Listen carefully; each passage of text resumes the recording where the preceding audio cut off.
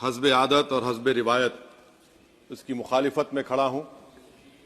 और सदर जमहूरिया के खुतबे को अगर आप देखेंगे सर, तो उसमें पूरे खुतबे में लफ्ज़ मुसलमान तो छोड़िए, लफ्ज़ अक़लियत भी इस्तेमाल नहीं हुआ है। और मैं बड़ी जिम्मेदारी के साथ आपके सामने अर्ज कर रहा हूं कि भारत में 14% मुसलमान जो आबादी के लिहाज से 17 करोड़ आते हैं, वो आज पिछले 10 साल में नरेंद्र मोदी की सरकार में अपने आप को एक गैर यकीनी कैफियत में पाते हैं, अपने सोचते हैं कि हमारी शनाख्त को खतरा है, हमारे वजूद को खतरा है। और मैं बड़ी जिम्मेदारी के साथ कह रहा हूं कि जज्बात में लाए बगैर कह रहा हूं कि आज 17 करोड़ मुसलमान अपने आप को ऐसा समझते हैं कि जिस जमाने में हिटलर के जमाने में यहूदी अपने आप को समझते थे। और उसकी मैं बताता हूं क्यों समझते हैं, बताता हूं आपको चंद मिनट में। सर, मिसाल के तौर पर आप देखिए खुतबे सदारत के हिस्से तहरीर का 32वां पैराग्राफ 32 पैराग्राफ में ड्रॉप आउट रेट का जिक्र हुआ, स्कूलों में इंदराज यानी एनरोलमेंट का जिक्र हुआ, एससीज का नाम लिया गया, एसटीज का नाम लिया गया, ओबीसीज का नाम लिया गया, लफ्ज अक़लियत का नाम नहीं लिया गया, मुसलमान तो छोड़िए। और सबसे ज्यादा ड्रॉप आउट इस मुल्क में अगर स्कूलों में है तो मुसलमानों में है।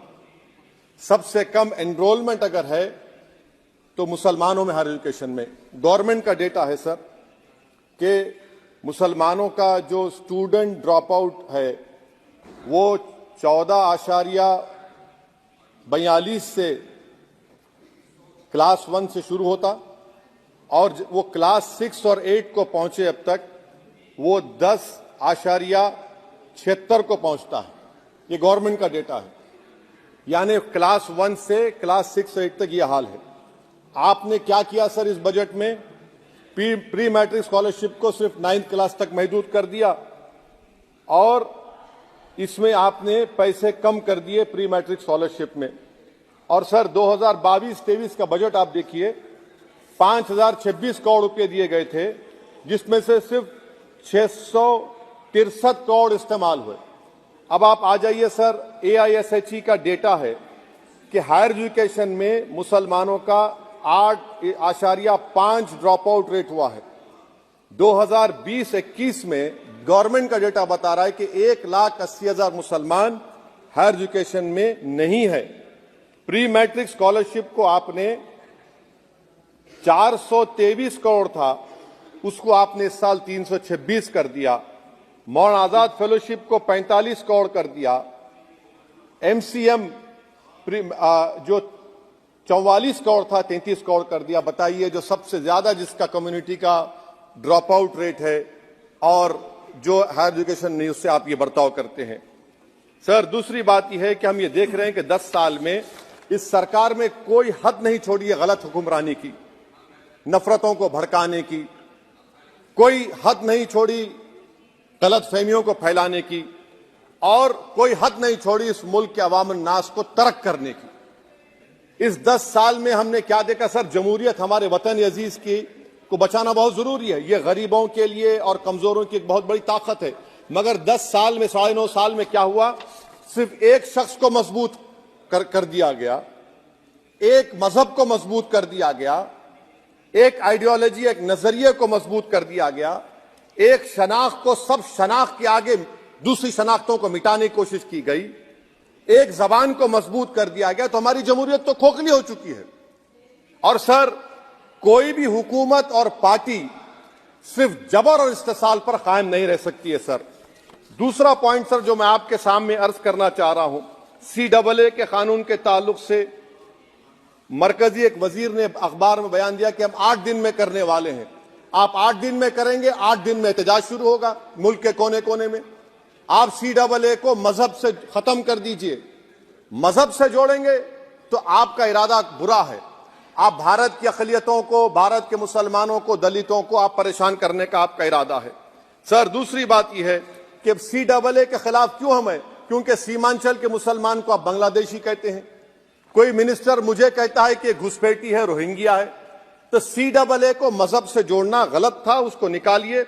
मगर हमारे देश के प्रधानमंत्री सर, वतन अजीज के वजीर आजम मैं बड़ी जिम्मेदारी के साथ कह रहा हूं कि मैं अपने बचपने में जब हिस्ट्री पढ़ता था तो मैंने एक स्टैचू की फोटो देखी थी, प्रीस्ट किंग ऑफ मोहनजोदारो। ऐसा लगता है कि वैसा ही लग रहा है कि प्रधानमंत्री नहीं है बल्कि पुजारी सम्राट बन चुके हैं वो। और मैं क्यों कह रहा हूं कि हमारे सदर जमहूरिया ने कहा था कि 22 जनवरी एक तारीखी दिन है, बिल्कुल तारीखी दिन है।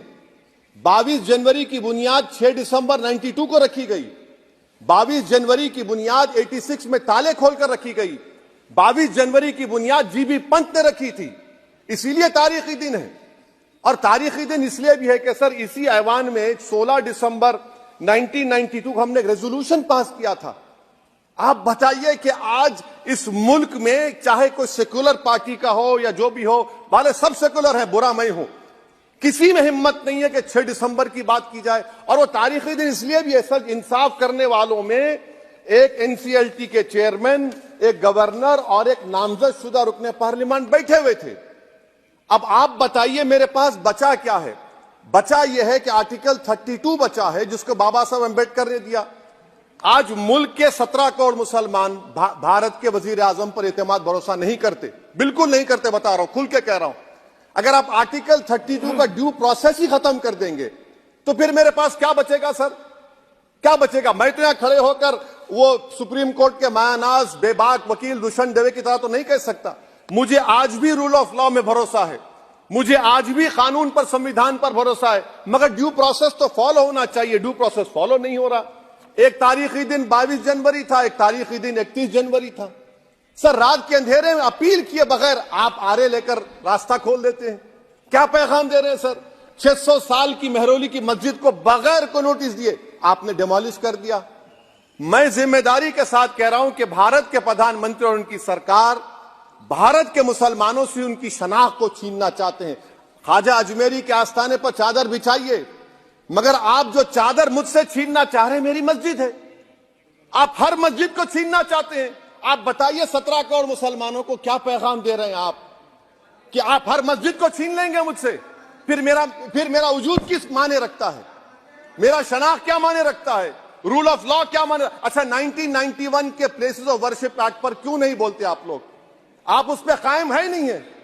आप 500 साल की बात करते, मैं आपसे कहता हूं भाई 500 साल पे मत जाइए, बौद्ध पे जाइए, जैनिज्म पे जाइए, शैविज्म पे जाइए, कहां रुकेंगे? अरे इस देश को आजादी मिली 47 में, संविधान मिला हमको बाबा साहब अम्बेडकर का बराबरी का। उससे पहले तो राजा रजवाड़े थे, जमहूरियत नहीं थी, लोकतंत्र नहीं था, मगर आप उसको उस बारे में लेके जाते। अरे 500 साल आगे क्या होगा बताइए? आप किसी एक सिविलाइजेशन, सर अंग्रेजी में किसी ने कहा था civilisation can not be rewritten by hatred, history can not be corrected by demolition. आप ये नहीं कर सकते। और मैं उम्मीद करता हूं कि जब मौर्रिख तारीख लिखेगा, नरेंद्र मोदी इस मुल्क में तारीख लिखना चाहते हैं। क्या तारीख लिखना चाहते हैं? कि मैंने इस देश को, गांधी अंबेडकर के देश को मैंने हिंदू राष्ट्र बना दिया। मैं उम्मीद करता हूं कि हमारे भारत के हमारे हिंदू भाई देश के प्रधानमंत्री की सोच को नाकाम करेंगे, उन पर है। अब देखते हैं क्या होता है। सर नेबरहुड फर्स्ट की पॉलिसी है। नेबरहुड फर्स्ट क्या हो रहा है सर? हम सोशल मीडिया के जरिए फॉरेन पॉलिसी चला रहे हैं। मालदीव छोटा मुल्क, वो हमको आंख दिखा रहा है, चीन की गोद में बैठ गया। हमारे लद्दाख में हमारे जो लोग जानवर को लेकर घास चराए जाते, वहां पर चीन की आर्मी आके रोक रही। बताइए, बांग्लादेश चीन की गोद में बैठा हुआ है।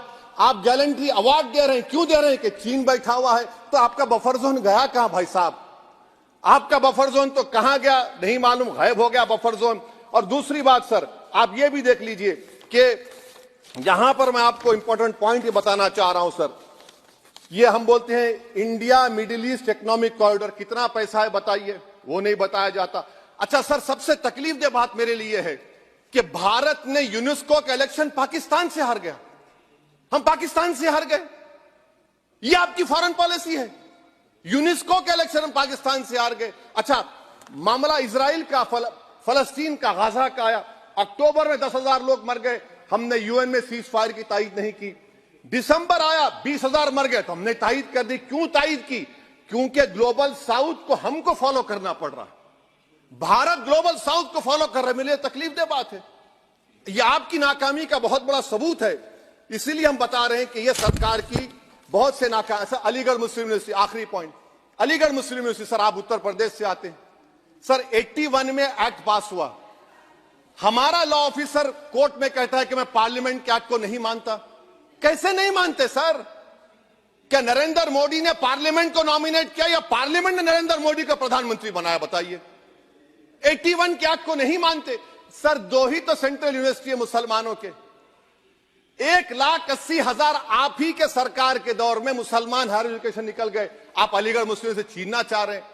Theory of separation of powers में एग्जीक्यूटिव हमको डिक्टेट करेगा, मेरी आवाज तो पार्लियामेंट है, अब मेरी आवाज के खिलाफ एग्जीक्यूटिव सुप्रीम कोर्ट में बोलता है। अलीगढ़ मुस्लिम यूनिवर्सिटी से इतनी नफरत क्यों है आपको? वहां पर तो हिंदू भाई भी पढ़ते हैं सर। ये अलीगढ़ मुस्लिम यूनिवर्सिटी का मामला है सर। तो मैं आपसे इस बात पर, इस शेर पर अपनी बात को खत्म कर रहा हूं सर। आप भी उर्दूदां हैं जी। मसीहाओं को जब भी आवाज दी है, अहमद फराज का शेर है जी जी, मसीहाओं को जब भी आवाज दी है पलट कर आ गए हर बार कातिल। मसीहाओं को जब भी आवाज दी है पलट कर आ गए हर बार कातिल। वहां क्या दाद खाही क्या गवाही, वहां क्या दाद खाही क्या गवाही, जहां हो मुंसिफों के यार कातिल। सर मैं फिर से हुकूमत से मुतालबा करता हूं कि अल्पसंख्यक समाज के बजट के स्कॉलरशिप को आप डिमांड ड्रिवन करिए। भारत के प्रधानमंत्री प्रधान सेवक रहिए, आप कोई प्रीस किंग मत बन जाइए।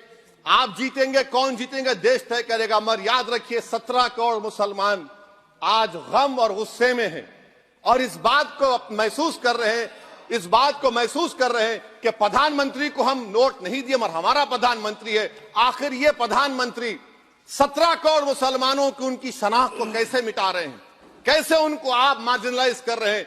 इसीलिए सर मैं उम्मीद करता हूं कि हमारे सेक्युलरिज्म जो है वो, मैं पॉलिटिकल सेक्युलरिज्म कभी नहीं माना, जो सेक्युलरिज्म संविधान में लिखा गया उसकी हिफाजत करेंगे। मुल्क अहम है, वरना याद रखिए आप चुनाव जीते हारे, मगर अगर आप 17 करोड़ एक जनता को आप गैर यकीनी कैफियत पैदा कर देंगे, ये देश के हित में नहीं होगा।